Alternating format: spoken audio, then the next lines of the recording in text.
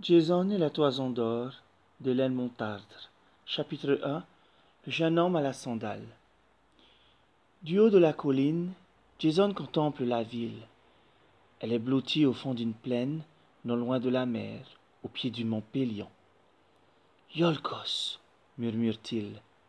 Il en rêve depuis des années. C'est la cité de ses ancêtres, la ville sur laquelle il aurait dû régner. Et aujourd'hui, il vient récupérer ce qui lui appartient. Un étranger! Un étranger arrive! La nouvelle se répand dans Iolcos, parvient au palais où le roi Pélias ordonne. Eh bien, qu'on l'accueille du mieux que l'on pourra. Puis il questionne. À quoi ressemble cet étranger? Il est grand et il a l'air très fort. Ses longs cheveux blancs accrochent la lumière du soleil. Il porte 2 javelots. Il est fort bien vêtu. Une tunique du tissu le plus fin et une peau de panthère jetée sur ses épaules. Faites-le venir, réclame Pélias, impatient de voir à son tour ce voyageur. Il est richement vêtu, reprend un observateur, et pourtant il ne porte qu'une seule sandale.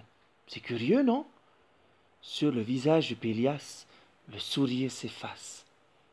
Une seule sandale? Tu es sûr? Souffle-t-il. Tout à fait sûr. Pourquoi? Pour rien. Pélias réfléchit. Une seule sandale.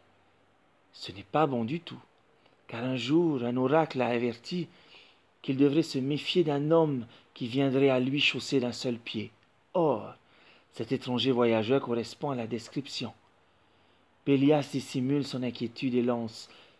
Attelez mon char à mes mules. Je veux me rendre moi-même au devant de cet étranger. L'étranger en question est déjà sur la place du marché quand Pélias arrive. Le roi salue. Bonjour, jeune voyageur. Je suis Pélias, le roi de cette cité, et je te souhaite la bienvenue. Dis-nous à ton tour qui tu es et d'où tu viens. Jason détaille celui qui vient de s'adresser à lui. Ainsi, voilà donc l'homme qui règne à sa place. C'est d'une voix calme qui répond. Bonjour à toi, Pélias.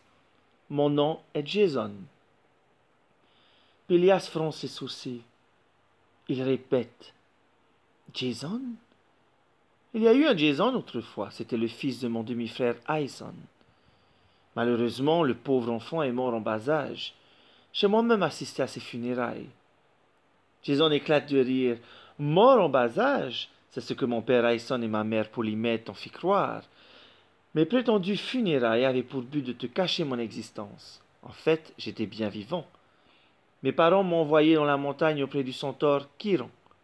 C'est lui qui m'a élevé et qui m'a appris tout ce que je sais. Pélias reste silencieux. Tu ne veux pas savoir pourquoi mes parents ont eu l'idée de me cacher? Reprend Jason. Il n'attend pas la réponse de Pélias pour poursuivre. Parce qu'ils avaient peur de toi, Pélias. Tu as volé le trône de mon père. C'est lui qui aurait dû être roi. Pas toi. Et moi, son fils, je représentais un danger pour toi. Si j'étais resté à Iolcos, un jour ou l'autre, tu m'aurais fait disparaître de peur que je réclame le trône. C'est facile de se débarrasser d'un enfant.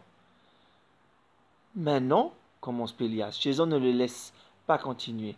Aujourd'hui, il en va autrement. Je suis un homme et je suis venu chercher ce qui m'appartient.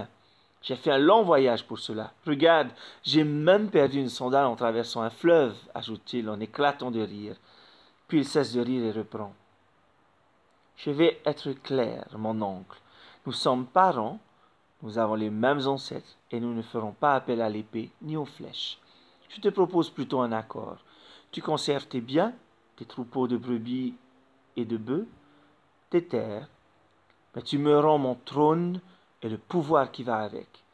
Pélias réfléchit rapidement. Jason est jeune, fort et déterminé. Inutile d'envisager un combat, il n'en sortirait pas gagnant. Sans compter que le jeune héritier trouvera facilement des appuis dans la ville parmi les anciens amis de son père. En revanche, un mince sourire étire les lèvres de Pélias. Il répond calmement. Tes paroles sont sages, mon neveu. Tu as raison. Le trône de Iolcos te revient à présent que tu es adulte, et il n'y aura pas de combat entre nous. Mais, vois-tu, avant de te transmettre le sceptre, je voudrais te parler d'un songe que j'ai eu. Raconte, dit Jason. Tu connais comme moi l'histoire de nos ancêtres, Phrixos et Hélé. Oui, ils étaient les enfants d'Athamas et de la nymphe Néphélé. C'est cela. Mais la nouvelle épouse d'Athamas les détestait. Elle n'avait qu'une idée, les faire disparaître. Heureusement, enchaîne Jason, qui connaît l'histoire aussi bien que Pélias, leur mère Néphélé n'avait pas cessé de veiller sur eux. Elle leur a envoyé un bélier merveilleux. Sa toison était d'or et il pouvait voler. Les enfants ont grimpé sur le dos du bélier, reprend Pélias. Il les a emportés très loin, dans le royaume de Colchide. C'est Jason qui continue. Hélé n'est pas parvenue au bout du voyage. Elle s'est endormie, a glissé du dos du bélier et est tombée dans la mer. Puis Pélias. À son arrivée, Phrixos a sacrifié le bélier et a accroché la toison d'or dans un bois consacré au dieu Arès. Il l'a placé sous la garde d'un dragon. Jason et Pélias échangent un sourire. Ils sont tous les deux héritiers de cette fabuleuse histoire. « Et ton rêve ?» questionne Jason. Phrixos m'est apparu en songe. Il est mort là-bas, dans la lointaine Colchide. Mais il rêve toujours de sa patrie d'origine. Il voudrait que quelqu'un vienne chercher la toison d'or et la ramène ici, à Iolcos. Ce serait ainsi une petite part de lui qui reviendrait. Je comprends cette requête, murmure Jason. Moi aussi, affirme Pélias, et je n'en dors plus. Vois-tu, Jason, je suis trop vieux pour entreprendre un tel voyage. Tu arrives à point nommé. Va en Colchide et rapporte la toison d'or. À ton retour, le trône sera à toi.